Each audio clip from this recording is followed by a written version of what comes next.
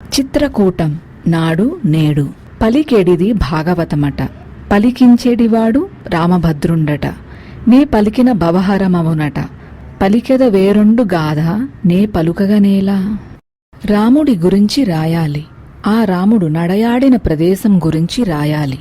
అయోధ్య రాముడు అరణ్యవాసం చేసిన ప్రాంతం గురించి రాయాలి.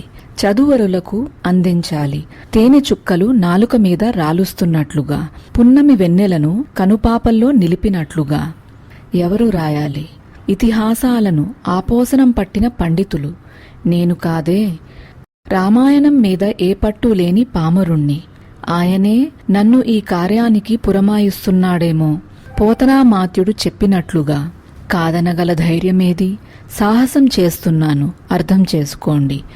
రాయినైనా కాకపోతిని రామపాదము తాకగా. రామపాదము తాకితే చాలు శాప విమోచనం జరుగుతుందనుకున్నప్పుడు అటువంటి రాముడు 11.5 ప్రవసించిన ప్రదేశమైతే విబుధ జనుల వల్ల విన్నంత కన్నంత అన్నట్లుగా. విబుధ జనుల్లో నేను ఒకన్ని అయ్యాను, ఉద్యోగ ధర్మంగా ఆ పుణ్య ప్రదేశంలో ఉంటున్నందుకు. ఆ ప్రదేశం మరేదో కాదు, చిత్రకూటం. చిత్రకూటం అంటే అద్భుతాల కొండ. పురాతన లావా శకలాలతో, అడవులతో, లోయలతో, గుహలతో, నదీ ప్రవాహంతో, జలపాతాలతో ఆవృతమైన కొండ ప్రదేశం చిత్రకూటం. చిత్రకూటం అంటే చిత్రములు గల కొండ అని మరొక అర్థం. ప్రాచీన కాలపు అనేక చిత్రాలు ఇక్కడి గుహల్లో లభ్యమయ్యాయి. చిత్రకేతు ఋషి తపస్సు చేసిన ప్రదేశం కాబట్టి ఇది చిత్రకూటంగా పిలువబడిందని వాయుపురాణం చెబుతుంది. మునులకు, సాధువులకు, గుడులకు, ఆశ్రమాలకు నెలవైన ప్రదేశం. మధ్యప్రదేశ్, ఉత్తరప్రదేశ్ రాష్ట్రాలలో విస్తరించిన ప్రదేశం. అత్రి, అగస్త్య, సుతీక్షన్, శరభంగ్, వాల్మీకి మహామునులు చిత్రకూటంలో తపస్సు చేసినట్లు తెలుస్తుంది. ఇక్కడ ఏ మూల చూసినా రామాయణ దృశ్యాలే కనిపిస్తాయి. ఏ నోట విన్నా తులసీదాస విరచిత చౌపాయిలే వినబడుతాయి. ఒక్క మాటలో చెప్పాలంటే రామాయణం తెలిసి వచ్చిన వారికి ఇక్కడ నడవడం అంటే రామాయణంలోని ఒక్కో సన్నివేశం మీద నడిచినట్లే. రండి, చిత్రకూటానికి రాముడు నడిచిన మార్గంలో నడుద్దాం. వనవాసమునకు బయలుదేరిన శ్రీరాముడు తమసా నదీ తీరానికి చేరుకుంటాడు. రథసారథి సుమంత్రుడు అలసటతో ఉన్న గుర్రములను నీరు త్రాగించి మేతకు విడిచిపెడతాడు. ఒక్క రాత్రి అక్కడ విడిది చేశారు. శ్రీరాముడు అక్కడ జలహారాన్నే గ్రహించాడు. సీతారామ లక్ష్మణులు గోమతీ నదిని దాటి స్యందికా నది ఆవలి తీరాన్ని చేరుకున్నారు. సుసంపన్న కోసల దేశాన్ని దాటారు. కోసల రాజ్య పొలిమేరల్లో వారు పవిత్ర గంగానదిని దర్శిస్తారు. గంగా నదీ తీరంలో గారవృక్ష నీడలో ఆ రాత్రి బస చేస్తారు. ఆ ప్రాంతానికి అధిపతి గుహుడు. గుహుడి ఆతిథ్యాన్ని అంగీకరించరు. ఫలమూలాదులు భుజించి తృణశయ్యపై భార్యతో శయనిస్తాడు శ్రీరాముడు. తండ్రికి దుఃఖము కలగనీయకుండా చూడమని సుమంత్రుణ్ణి వెనక్కి పంపిస్తాడు. అక్కడ నుండి నావపై నదిని దాటుతారు. ప్రయాగలోని భరద్వాజ ఆశ్రమానికి చేరుతారు. ఒక రాత్రి విడిది చేస్తారు. అయోధ్యావాసులకు సులభంగా అందుబాటులో లేని ప్రదేశాన్ని చెప్పండని శ్రీరాముడు కోరుతాడు. దశక్రోశ ఇతస్తాత. ఇక్కడికి 10 క్రోసుల దూరంలో చిత్రకూటము అనే పవిత్ర ప్రదేశం మీ వనవాసానికి అనువైనదని సెలవిస్తారు భరద్వాజ ముని. దశక్రోశ అంటే 60 మైళ్ళు. ప్రస్తుతం ఈ దూరం 125 కిలోమీటర్లు. యమునా నదిని దాటి చిత్రకూట క్షేత్రంలో ప్రవేశిస్తారు. ఈ క్షేత్రాన్ని చూసి రాముడు మోదుగు చెట్లు తమ పూలనే మాలగా ధరించినట్లున్నాయని, ప్రతి వృక్షము మీద తేనెపట్లు గలవని వర్ణిస్తాడు వాల్మీకి రామాయణంలో. ఇప్పటికీ ఈ ప్రాంతం తేనెకు ప్రసిద్ధి. వాల్మీకి ఆశ్రమానికి చేరుతారు. చిత్రకూట పర్వతం వనవాసానికి అన్ని విధాలా సరైనదని శ్రీరామునికి చెబుతాడు వాల్మీకి. వాల్మీకి ఋషి తపస్సు చేసిన ఈ కొండపై వాల్మీకి ఆశ్రమం ఉంది. ఈ ఆశ్రమానికి 250 మెట్లు ఎక్కాలి. 6 నెలల క్రితం యూపీ ముఖ్యమంత్రి యోగి ఆదిత్యనాథ్ దీనిని దర్శించారు. ఆశ్రమ అభివృద్ధికి నిధులు కూడా ఇచ్చారు. పట్టాభిషేకం చేజారినందుకు దాశరథుడు కుంగిపోయాడా? అరణ్యవాసంలో చిత్రకూటానికి చేరుకుని ఎందుకీ కఠిన పరీక్ష, నాకే ఈ శిక్ష ఎందులకు అని బాధపడ్డాడా? వాల్మీకి విరచిత శ్రీమద్ రామాయణములో అత దాశరథిశ్చిత్రం చిత్రకూటమ దర్శయత్ భార్యామమరసం కాశః శచీమివ పురందరః. ఇంద్రుడు శచీదేవికి వలె రాముడు జానకికి చిత్ర విచిత్ర చిత్రకూట పర్వత శోభలను చూపుతూ ఇట్లు పలికెను.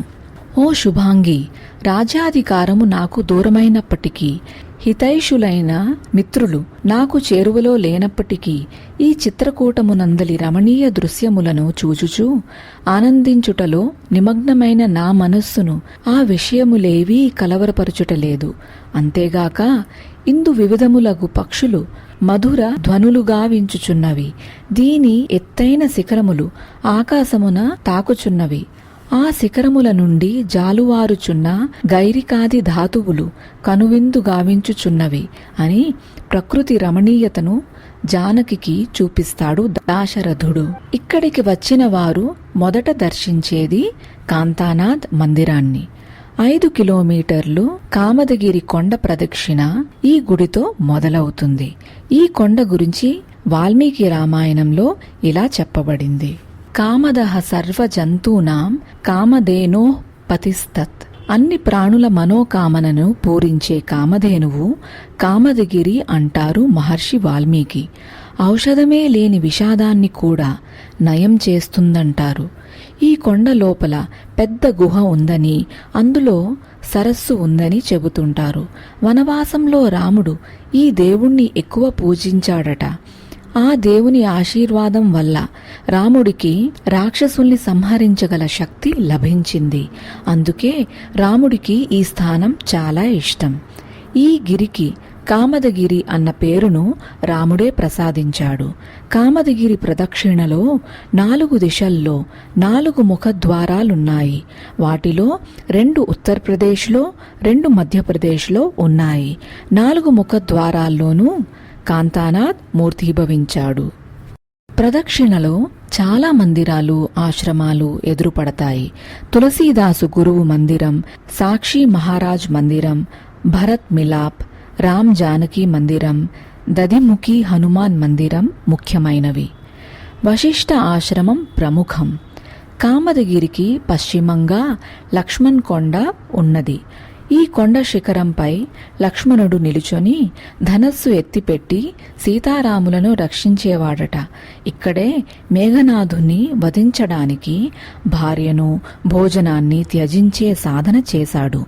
ప్రస్తుతం లక్ష్మణ్ కొండ మీదకు వెళ్లేందుకు రోప్వే పెట్టారు. ఆదికవి వాల్మీకి తన రామాయణంలో ఈ తీర్థస్థలాన్ని ఇలా వర్ణించారు.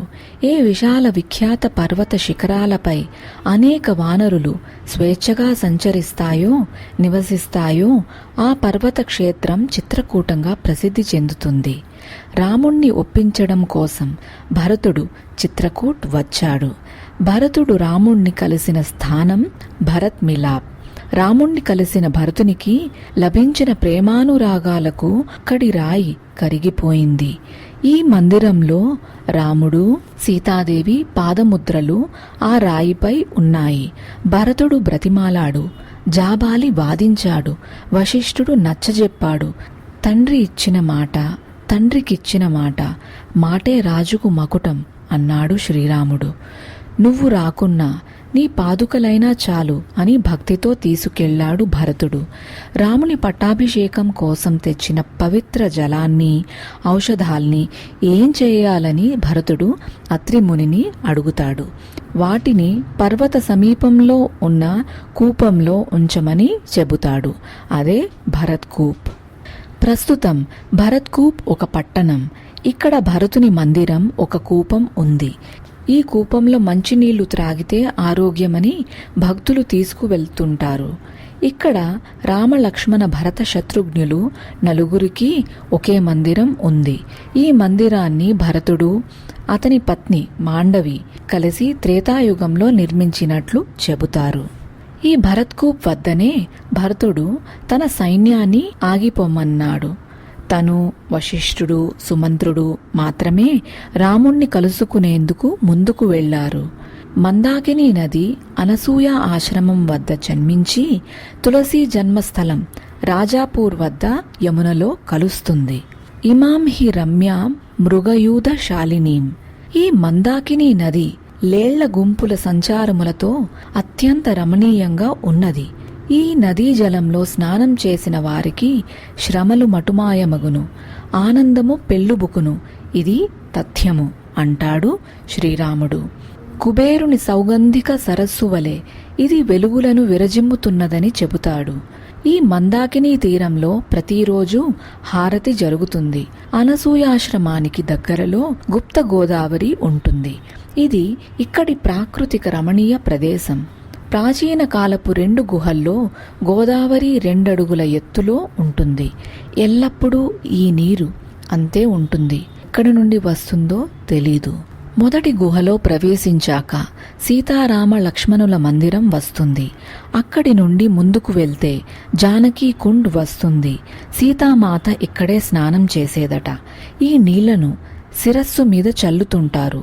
ఈ గుహ విశాలంగా ప్రారంభమై చివరకు సకరంగా అవుతుంది. 2వ గుహలోనికి ప్రవేశించే ముందు పంచముఖి శివలింగం ఉంటుంది. శ్రీరాముడు ఇక్కడ శివుణ్ణి ఆరాధించినట్లు చెబుతారు. కోటితీర్థ హనుమాన్ మందిరం కొండ నుండి 90 మెట్లు దిగగా ఉంటుంది. ఇక్కడ కోటి అనే ఋషి తపస్సు చేశాడట. తపోబలంతో ఆయన ప్రతిరోజు మానస సరోవరం వెళ్లి స్నానం చేసి వచ్చేవాడట. ఒకరోజు రాముడు ఆయనకు ఎదురుపడి కోరుకోమన్నాడట. ఆయన సరస్వతీ నది కావాలన్నాడట. బాణం సంధించి గుప్త సరస్వతిని తెప్పించాడట. ఈ గుహలో ఎప్పుడూ నీరుంటుంది. అది ఎక్కడి నుండి వస్తుందో తెలీదు. ఆ నీరు చాలా చల్లగా మధురంగా ఉంటుంది. ఇక్కడి నుండి రాముడు అత్రిముని ఆశ్రమానికి బయలుదేరుతాడు. అంతకుముందు స్ఫటిక శిల వద్ద ఆగుతాడు. అక్కడ దేవకన్య చంద్రప్రభను దర్శనమిస్తాడు. ఫలితంగా ఆమెకు స్వర్గలోకం ప్రాప్తించింది. రాముడు వనవిహార అలసట నుండి సేద తీరేందుకు స్ఫటిక శిల మీద సీతాదేవితో కూర్చునేవాడట. రాముడు అడవి నుండి రకరకాల పూలు తెచ్చి సీతాదేవిని శృంగారంతో అలంకరించేవాడట. ఇది చూసి ఇంద్రుని కుమారుడు జయంతుడు కాకి రూపం ధరించి సీతాదేవి పాదాన్ని కొరికాడు. ఆమె పాదం నుండి నెత్తురు కారణం చూసి రాముడు చలించిపోయాడు. జయంతుడిపై బ్రహ్మాస్త్రాన్ని విడిచాడు. అతనికి ఎక్కడా శరణు దొరక్క రాముని పాదాలపై పడ్డాడు. అతన్ని దండించి విడిచిపెట్టాడు. ఇప్పటికీ ఈ స్ఫటిక శిలపై సీతారాముల హస్తముద్రలు ఉన్నాయి. పండు వేసవిలో కూడా ఈ శిల అతి శీతలంగా ఉంటుంది. ఈ శిల వెనుక జయంత్ పర్వతం ఉంది. సీతా సహిత్ చలే ద్వై భాయి, అత్రికే ఆశ్రమ్ జబ్ ప్రభు గయవ్.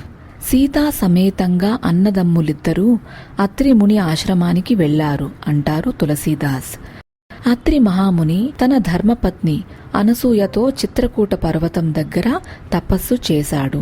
అనసూయ తపస్సు వల్ల చిత్రకూట్కు గంగా అవతరించింది. దానిని మందాకినిగా పిలుస్తారు. ఈ నది ఒడ్డున అనసూయ ఆశ్రమం ఉంది. ఇక్కడి ప్రాచీన ఆశ్రమం రాముని కాలం నాటిదని చెబుతారు. దీని ప్రక్కనే స్వామి పరమానంద 70 ఏళ్ల క్రితం క్రొత్త ఆశ్రమాన్ని స్థాపించారు. వర్తమానంలో ఇక్కడ కొండలు, గుహల మధ్య సెలయేర్ల సవ్వడులు ధ్వనిస్తుంటాయి. విశాల వృక్షాలతో కొండలు నిండు ముత్తైదువులా కనిపిస్తాయి.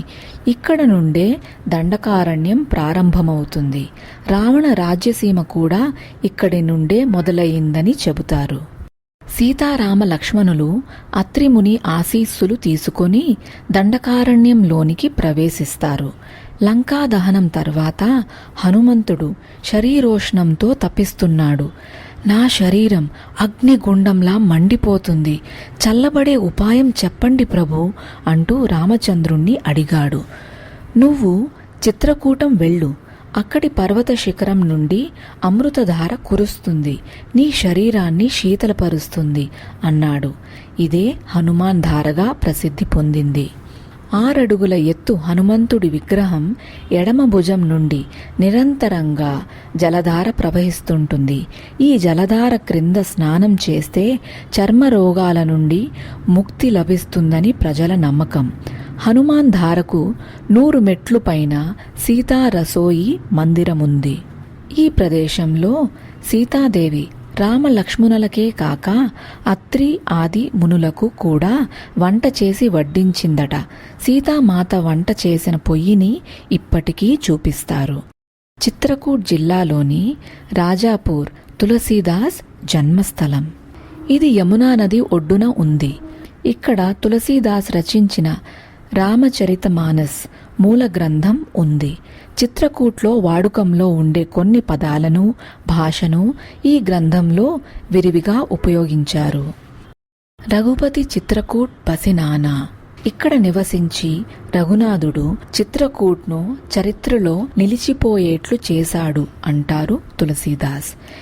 కేన్ నదికి దక్షిణంలో ఉన్న బరియారి గ్రామంలో పూర్వరాతియుగపు అస్త్రాలు లభ్యమయ్యాయి. మనగవా గ్రామంలో కూడా రాతియుగపు ఆనవాళ్లు దొరికాయి.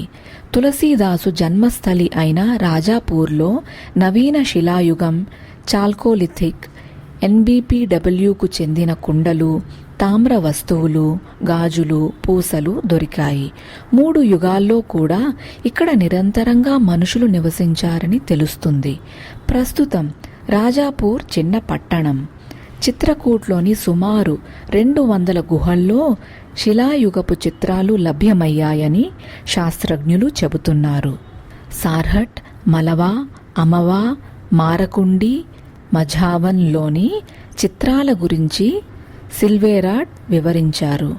వేదకాలంలో కసు మహారాజు ఈ ప్రాంతాన్ని పాలించినట్లుగా ఋగ్వేదంలో చెప్పబడింది. క్రీస్తు శకం 130లో ఇక్కడ మగ శాసకుల ఆధిపత్యం ఉన్నట్లు తెలుస్తుంది. పురాతత్వవేత్త లార్డ్ కనింగ్హమ్ కూడా దీన్ని గురించి రాశారు. క్రీస్తు శకం 5వ శతాబ్దిలో బుధగుప్తుడు, 7వ శతాబ్దిలో వామరాజదేవుడు, 9వ శతాబ్దిలో చందేలులు పాలించినట్లు తెలుస్తుంది. అయితే చందేలులు మహోబా, ఖజురహోలపై ఎక్కువ దృష్టి పెట్టారు. చిత్రకూట్ను నిర్లక్ష్యం చేశారు. క్రీస్తు శకం 16వ శతాబ్దిలో షేర్షా సూరి చేతిలో ఓడిపోయిన హుమాయూన్కు ఇక్కడి రాజు వీరాభానుదేవుడు శరణు ఇస్తాడు. అప్పుడే షేర్షా కలింజర్ పై దండెత్తుతాడు. మందుగుండు సామాగ్రి పేలి మరణిస్తాడు. క్రీస్తు శకం 1683లో ఔరంగజేబు చిత్రకూట్ వచ్చాడు. బాలాజీ మందిరాన్ని నిర్మించాడు. ఔరంగజేబును కూడా హిందూ మతాన్ని గౌరవించేట్లు చేసింది ఈ పుణ్యభూమి. క్రీస్తు శకం 1700 సంవత్సర కాలంలో పన్నారాజు సభాసింగ్, అమన్ సింగ్లు చిత్రకూట్లో విభిన్న మందిరాలు, మందాకిని నది వికాసం చేశారు. చిత్రకూట మహత్యానికి పులకించి ఇక్కడే నివసించి మాతృభూమికి సేవ చేసి భారతరత్న అందుకున్నాడు స్వర్గీయ నానాజీ దేశ్ముఖ్. ఆయన ఇక్కడ స్థాపించిన ఆశ్రమం ఈ సీమ సౌందర్యాన్ని ఇనుమడింపచేస్తుంది. ఈ క్షేత్ర ధార్మికతకు ప్రభావితమై ఇక్కడ స్థిరపడి బాల్యం నుండి అంధుడైన సమస్త ధార్మిక గ్రంథాలు ఆపోసబట్టి పాణిని వ్యాకరణం మీద 10,000 పేజీలు వ్యాఖ్యానం రాసిన పద్మవిభూషణుడు రామభద్రాచార్యుడు. దివ్యాంగుల కోసం ఎల్కేజీ నుండి యూనివర్సిటీ వరకు విద్యాలయాలు స్థాపించి ఇప్పటికీ ఆయన సేవ చేస్తున్నారు. చిత్రకూట సౌందర్యంలో ఆయనో ఆణిముత్యం. రండి, రమణీయ చిత్రకూటాన్ని కనులు విందుగా దర్శించండి, తరించండి.